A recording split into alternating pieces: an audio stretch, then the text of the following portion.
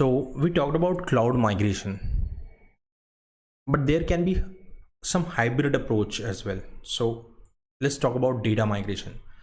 The process of moving data between two or more storage system, data formats, warehouses or servers. It's called data migration. So those who want to build their career in terms of data analytics experience or data science or data engineers, they will certainly create a data pipeline, and then you will realize that organizations are going in a hybrid way. Like some of the logic they want to maintain and host it on their on-premise version of the infrastructure, whereas some of this they want to host it on cloud. So giving you a perfect example here, I was interacting with one of the US healthcare company. They had humongous data that they want to like load from different data sources, right? Whereas they want to use, once this data is aggregated, so they want to use it for their reporting perspective on Power BI, which is nothing just a like business intelligence tool. So to talk about that, this is kind of a system that they were looking at. Like they have multiple data source. This is data source 1, this is data source 2, this is data source 3. So one thing is like they can provide this data part in their own organization, or it will be relatively easy to configure the firewall and all these things on the cloud really quick. So what they did is they purchased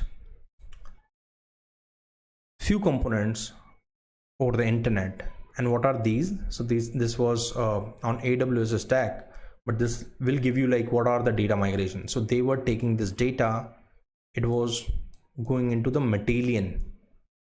So anyone knows about ETL?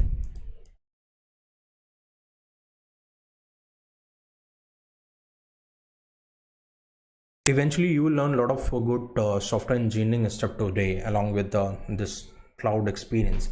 So anyone knows about what is ETL?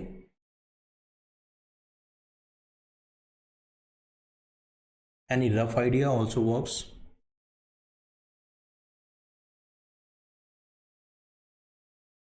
Sir, can you repeat what is ETL? What are the ETL frameworks?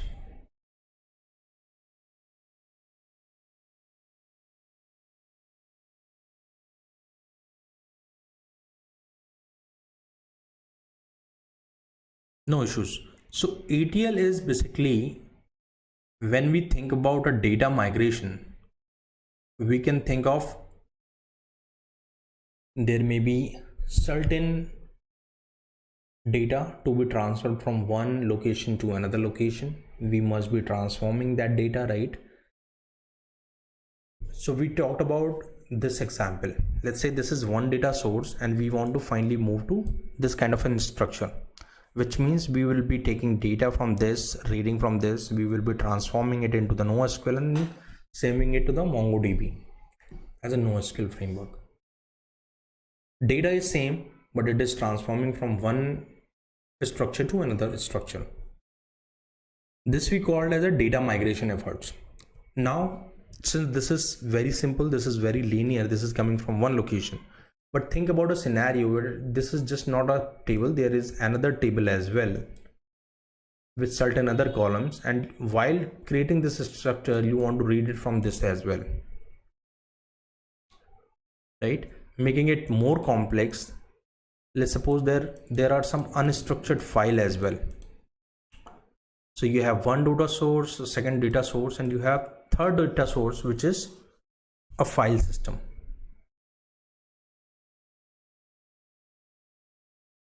Right? So when you have these kind of use cases or the scenarios, what do? You use either some scripts, Python scripts to do this activity. This is called the data pipeline, or you can use some of the framework which are already matured enough to read the data from multiple data sources like this. That is what we have in the Matillion. So Matillion is one of the product from Snowflake. So Snowflake is your data warehousing, right?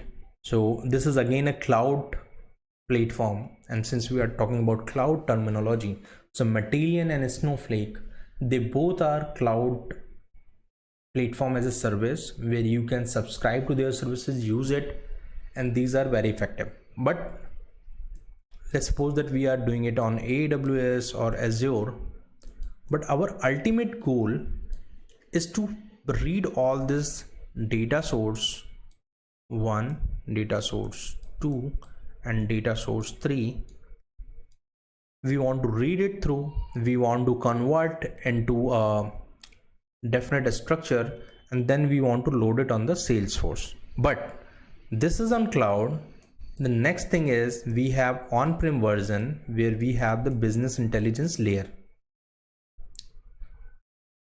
So you will see that this is a hybrid approach where this is on cloud, this is on prem, and we are actually doing the data migration here from different data source.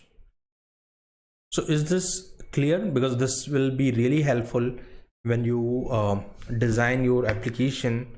So someone may ask you, what is your approach for hosting the data?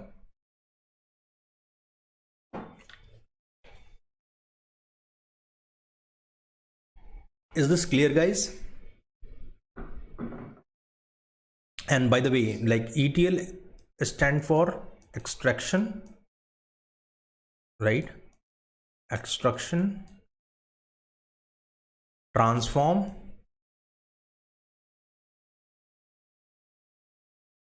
and load. So why this is important? And there are so many tools, like Matillion is supporting it. There are so many tools which perform this. Informatica is one of the classic example of ETL. So you will notice in this example, first we are extracting this information, right? We are extracting from here, we are extracting from here, then from here. Then there is a separate layer which is actually transforming from all these 3 data sources and then loading it into a single structure which we were calling as Salesforce.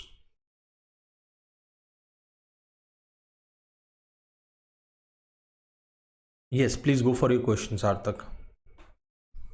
Sir, I was thinking about how does that Matillion does the integration. So sort of has prototypes of what can be the possible data. Right, so it is, you can think like this is again a low code platform where you can drag and drop components, and you can actually transform it with some of the functionalities available.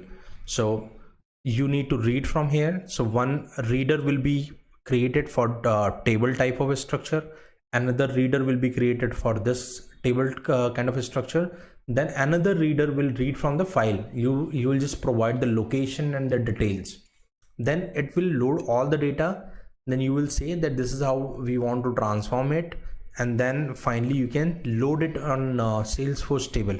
So Matillion, Informatica, these kind of tools are actually really helpful when you want to do it on the low code or no code way.